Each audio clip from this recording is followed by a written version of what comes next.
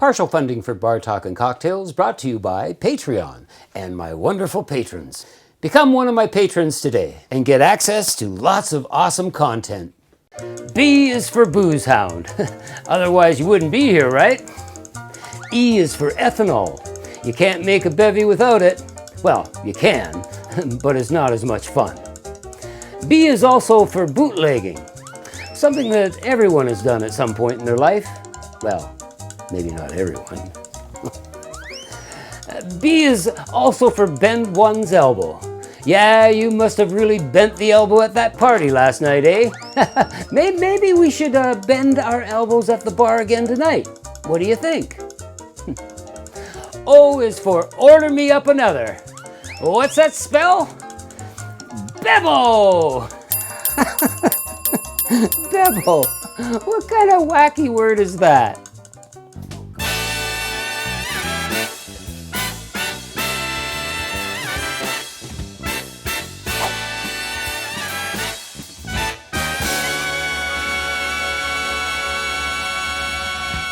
You know, I thought the Bebbo cocktail was going to be an easy cocktail to present to you here on Bar Talk and Cocktails.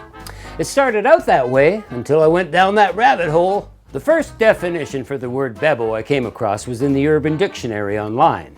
The definition read, someone who lies about how much they eat, but as you interrogate them further, the numbers just don't add up. The example given was, how many apple pies have you had today? Whoa. 1. Really? Okay, 3. Really? Okay, 5. Really? I've had 7 apple pies, 3 cheesecakes, and 10 packets of crisps. Now go away. Oh, way to be a Bebbo. To me, that just sounds like nonsense, doesn't it? At least in the world of drinks. I thought maybe the word Bebbo might have been misspelled. You see, Bebbo or beber with 1 B means I drink in Spanish. That sounds closer to what we're doing here, doesn't it? Now, Ted Hay points out in his book Vintage Spirits and Forgotten Cocktails that Bebbo is Cockney, one of the many dialects of India that means frog. The Bebbo cocktail isn't green, and it doesn't have any dissected amphibian parts in it. So what the hell is a Bebbo? Oh, Turns out that Bebbo is just a drink with a stupid name, and based on the more charmingly named Bee's Knees cocktail from the 1920s.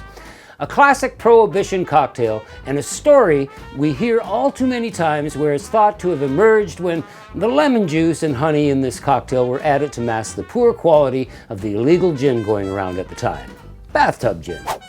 But let me tell you, that might not be true.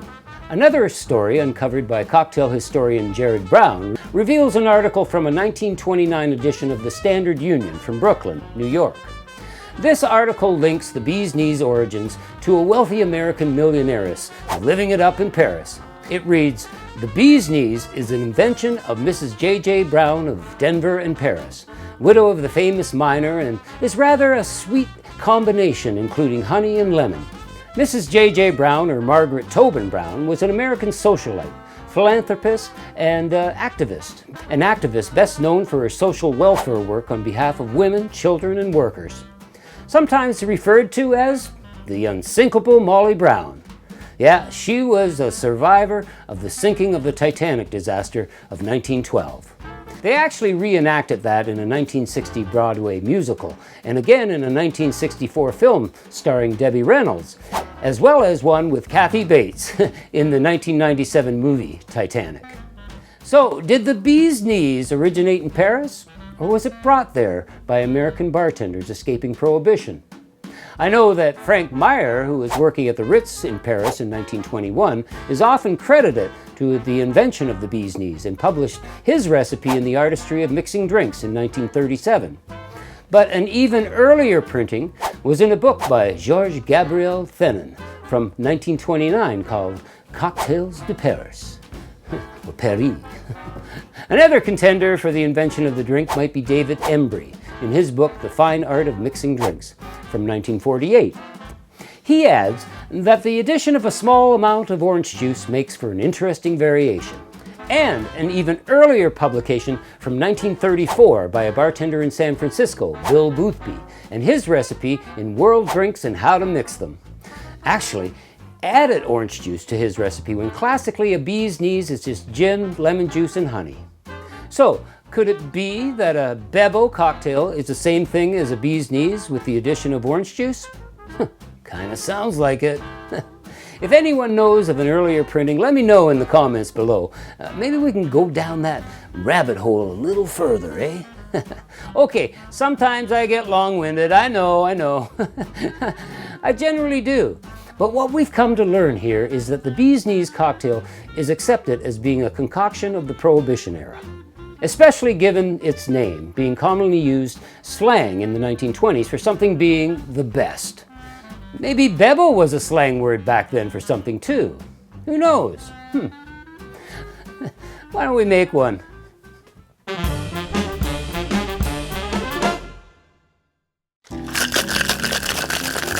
Oh yeah.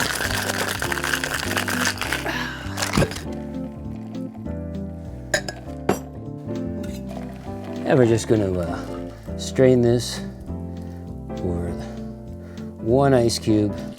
Beauty! There's your bee's knees.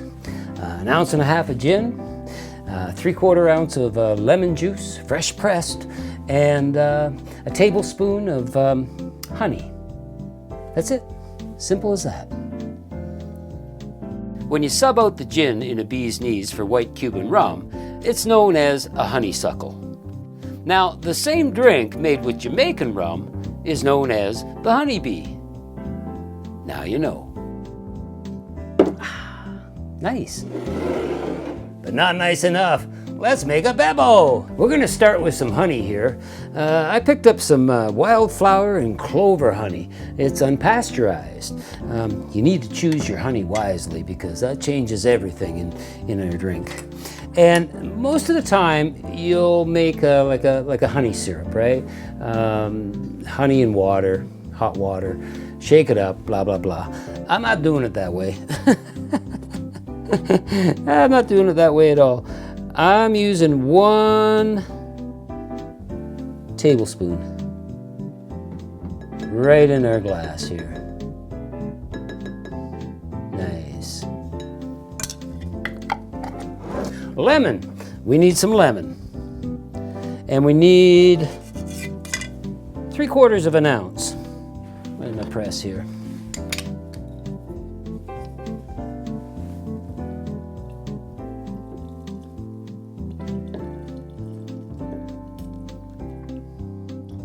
Looking good.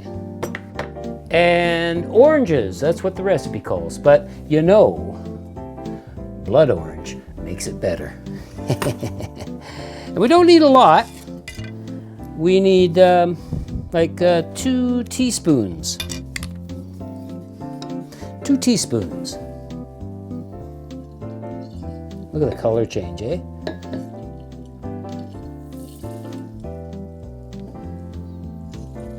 There we go. Beauty. And gin. We're using our River's End gin in this one. It's a traditional style gin and will work perfect in this cocktail. 1.5 ounces. Yeah, River's End gin. You know, I recently did a review on this gin and it's a lovely gin. Check it out. Okay, so what we want to do is we want to just stir this up. It's going to take you a little longer than if you had honey syrup, right? And one little secret is to warm that honey up. You know, by warming it up, it just becomes, I guess, less viscosity going on. And will blend in quite nicely without the addition of water. Just might take you a little longer, that's all. Okay, that looks pretty good actually. Let's add some ice.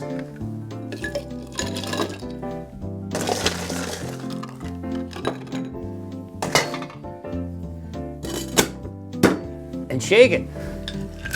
Shake like a bee's knees? I don't know, man. I got nothing. Shake it. Shake it well. I don't know, about 10 seconds or so. That looks pretty good. I got a nice little coupe here, chilling with ice. Going to get rid of that ice water. And we're just going to double strain it. Look at this color, eh? Ooh, that is so inviting.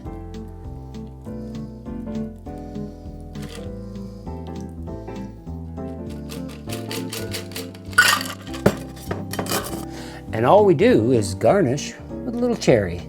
Isn't that beautiful? Look at that. Look at how lovely that is. Let's give it a go.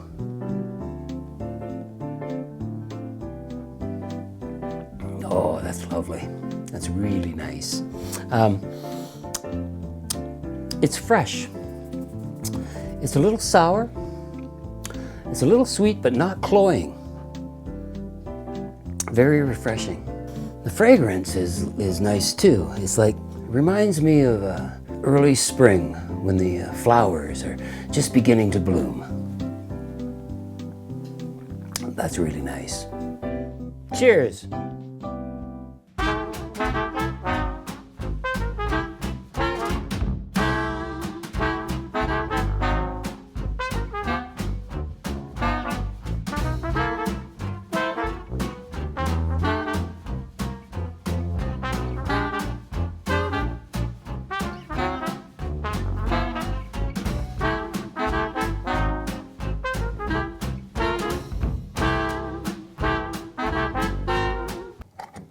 Lemon.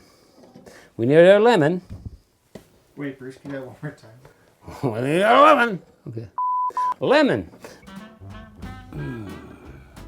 That's good. Don't be a dewdropper, Bumpin Gums, now that I've dibbed you. And dip the bill and tip a few, because it's duck soup, man. And it's so Darb. The berries, if you will. Do this, do that, and maybe get on the blower and tell some cheese about this cat's meow. And BT and C, of course. Well, I think I'm gonna plant you now, and I'll dig you later. Cheers.